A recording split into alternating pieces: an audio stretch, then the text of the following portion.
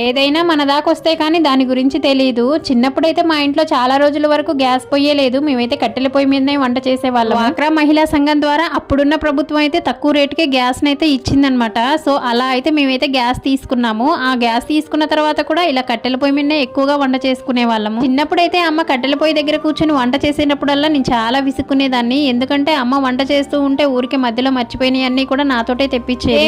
ఊరికే పనులన్నీ కూడా నాకే చెప్తావు, చెల్లె ఉంది కదా, చెల్లెకు కూడా చెప్పొచ్చు కదా పనులు, లేదా వంటకి కావాల్సినవన్నీ కూడా వంట చేసుకునేటప్పుడే తెచ్చుకొని ఇక్కడ పెట్టుకోవచ్చు కదా, ఊరికే మధ్యలో గుర్తొచ్చినప్పుడల్లా పిలుస్తావు, పోనీ ఒకసారి అన్ని చెప్తావంటే లేదు ఊరికే ఒకటి గుర్తొస్తూ ఉంటుంది అని ఊరికే విసుకునేదాన్ని. ఇంట్లో ఉన్నాయన్ని బయటికి, మళ్ళీ బయట ఉన్నాయన్ని కూడా ఇంట్లో పెట్టడానికి సగం టైం సరిపోయేది. అయితే సేమ్ సిచ్యువేషన్ నాకు కూడా ఎదురైంది. నేను కట్టెల పొయ్యి దగ్గర కూర్చొని వంట చేస్తూ ఉంటే మా పెద్దోడికి అదితే ఇదితే అని చెప్తుంటే సేమ్ డైలాగ్స్ అయితే రిపీట్ అయ్యాయి. ఆ ఫోటోస్ లో అయితే వెనక వైపు 2 years బ్యాక్ ఒక మంచి రోజు చూసుకొని ఇలా పొయ్యినైతే వేశాను, దాని మీదనే వంట చేశాను.